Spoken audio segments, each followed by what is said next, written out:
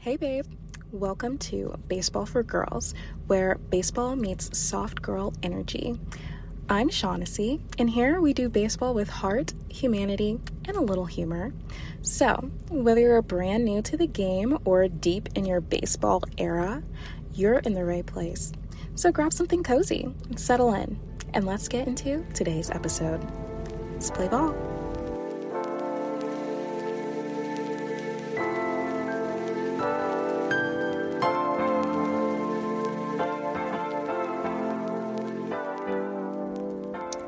Hey babes, welcome back to another episode of Baseball for Girls.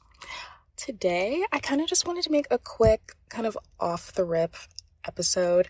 I saw this reel that was just kind of joking about how baseball is such a slow game. And I think that is one of my favorite aspects of baseball. I really appreciate how slow it is. And whenever I've had like a really hard day at work, or I'm just like going through it emotionally, I'm a Cancer sun and a Cancer moon and a Pisces rising. Okay, so I'm a very emotional gal. But whenever I come home and I turn on a baseball game, my nervous system instantly resets. It is just such a calming thing for me to watch, and I think that most people could find that too. It's such a beautiful sport in that it requires so much patience from the players and the fans. Like, you're constantly waiting for something to happen, but also you're just watching the tension build throughout the game. Some of my favorite games are when it's a 0-0 score into the ninth inning and they have to go into extras because no one has scored, because it's a pitcher's duel and no one can beat any of the pitchers. Like, the patience that baseball requires of us can really help us in our day-to-day lives as well. I mean, everything in your life is a slow, gradual buildup. Every single decision that you make is a coin dropped into a bucket that builds your identity, that builds your life. And one of my favorite quotes that I kind of think about all the time when I'm eating a cookie or something is, don't think that, I'm probably going to say it kind of weird, but like, don't think that any of the decisions you make or any small decision you make doesn't matter in the bigger scheme of things. Just like the idea that no matter how small the decision might be, it is still going to have some sort of impact on your life overall.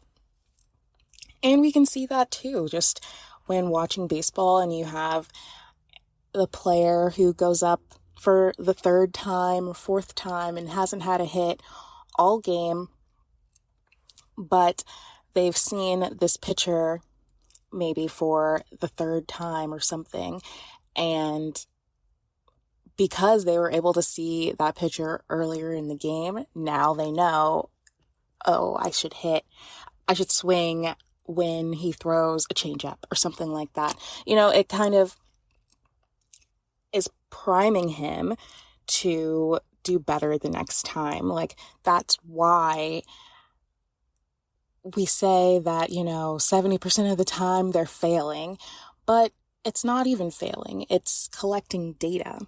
And a lot of the times in life and in baseball, like, you're mostly just collecting data, and then you use that data to produce something beautiful sometimes, So when people say that baseball is a slow game, I completely agree. And it's made to be that way. If you're lucky, you can have a nice, slow, full life. And that's how every 9 innings goes in a baseball game. So I'd love to talk a little bit more about how I feel like baseball really regulates my nervous system.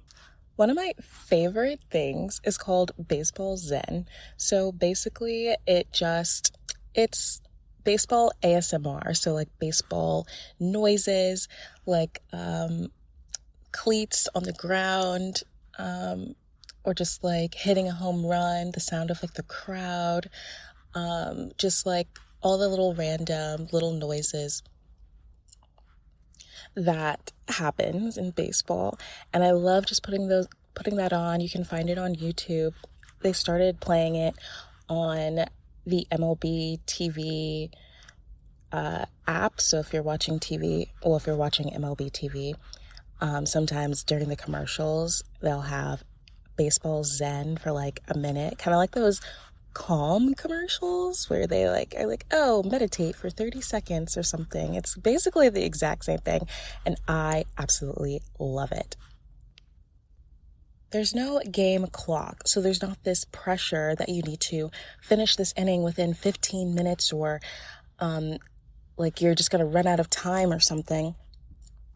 Not having that extra outside pressure actually makes such a big difference. It really just adds like this slowness, this calmness to the game that you don't really get in other sports. Other sports that do have clocks. And I feel like that also just is very, very regulating and very calming for me. I also love that the broadcasters usually will tell little stories during the game. They're like talking about the players, but then sometimes they'll just tell different stories, because sometimes broadcasters are ex-baseball players themselves. Sometimes they'll have one person who used to play, and so then they'll give their perspective on a play that just happened. And so it's always just so interesting. And actually, I volunteered at a nursing home during high school. That was like how I got my volunteer hours. So that was like a requirement at my high school, and I loved it. I love old people and I love hearing old people's stories. And so whenever I'm listening to like these broadcasters who are usually old men, honestly, it just kind of reminds me of being back in a nursing home. I guess that sounds so bad, but it reminds me of that. And it definitely makes me feel calmer and just like at ease, because it's like, it kind of reminds me of that whole thing about how if you hear birds, that means that you're in a safe space, and it just naturally calms you down without you even realizing it, because birds don't exist in areas where there's a lot of predators or something like that.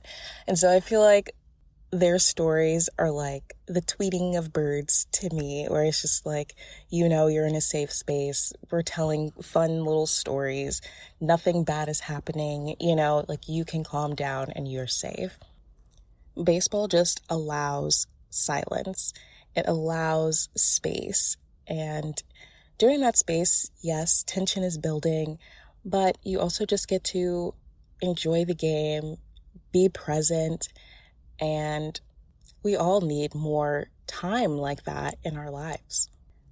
I'd also love to talk about how baseball really helps you understand the value of delayed gratification. Of course, sometimes, oh my gosh, I'll never forget that game where Robert Acuna Jr., he's a center fielder or right fielder. He's an outfielder for the Atlanta Braves. He had been out due to injuries for, oh my gosh, almost a year or something like that. And in his first game back, in his first at bat, so the first time he came up to hit, he hits a home run. First pitch, hits a home run, and that is the only home run and the only run that's scored in the entire game. It was literally Robert Acuna Jr. versus whoever it was. I can't even remember, but he just won the entire game. The score was 1-0. Incredible. Like, those are the kinds of things you just can't make up.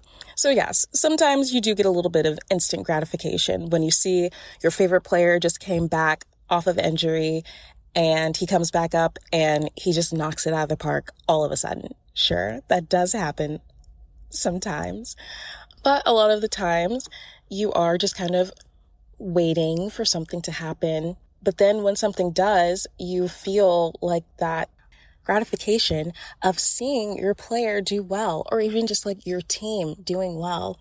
And the payoff is always worth it.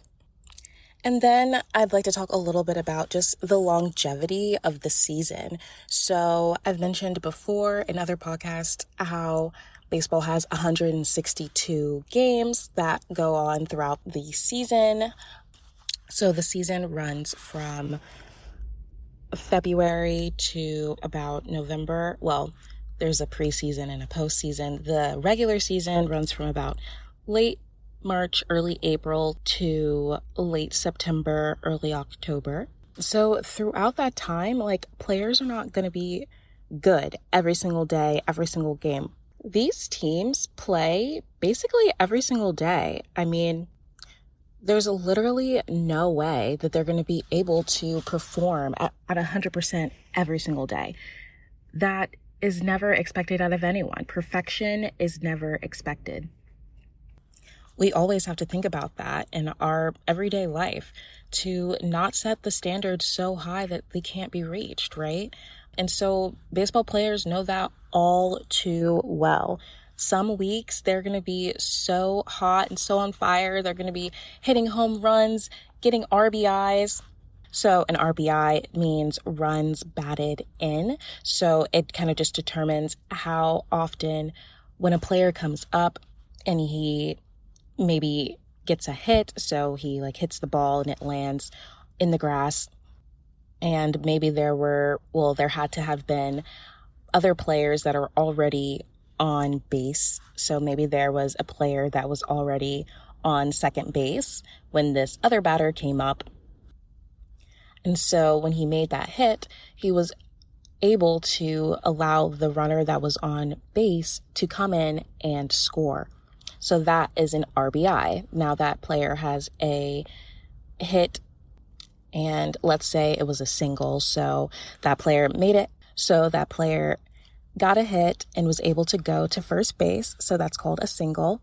And he was able to let the batter that was on second base reach home. So that's called an RBI single.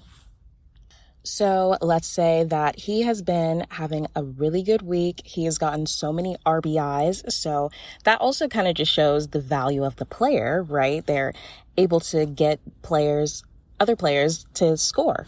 That is very significant.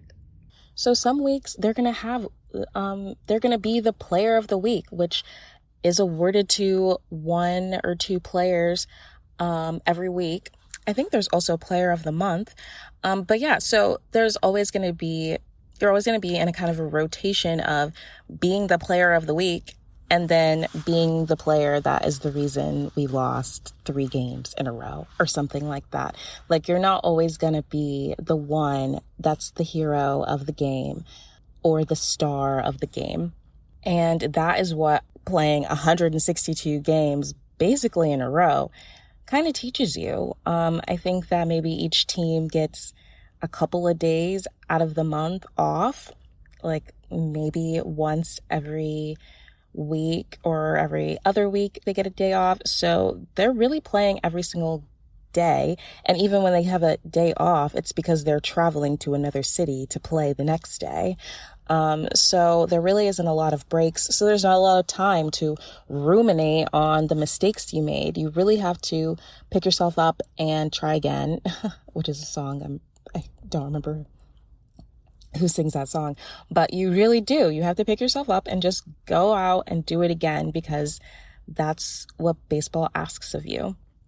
And I think that is also one of my favorite things. One of the biggest lessons I've learned from baseball is that you are not always going to have the best day or the best week or the best month even, but that doesn't determine your self-worth.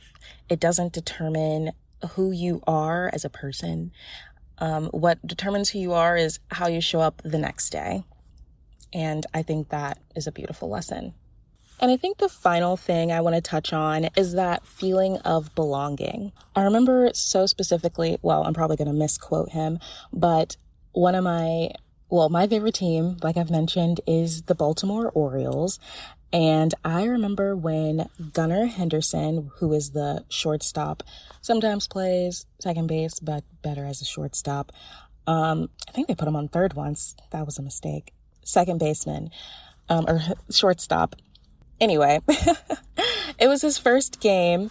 And honestly, you have to be so careful with guys where it's their first game, because sometimes their first game is like that beginner's luck thing where they score so many runs, or they just have a really great first game and their family's in the crowd and they're like cheering for him. And, I just love it so much. But anyway, it was his first game, and I know he hit a home run. I can't remember if he hit multiple home runs, but I just remember after the game, they were talking to him, and they usually kind of ask like, oh my gosh, like, can you believe that you're here right now? And he basically said, yes, I can believe it. I am so glad that other people can finally see what I've already been able to see within myself. And honestly, that gave me chills. As you know, usually people are like, no, my gosh, I never would have believed in a million years that I would be here. Like, no, like, you need to believe in yourself and believe that you belong in the spaces and places that you want to be. And that belief is what's going to get you there. Oh my goodness. There is just so many instances of players saying things like that where I'm like, yep, this is the kind of mindset that I want to have just in my life. I deserve to be here. I deserve to do the things that I want to do because I've worked hard. I show up every day. I fail so much, but then I still get up and I try again. And people are able to see that within me, and you get rewarded for it. So it really is like that beauty of the game that I love so much, that brings me back every single time.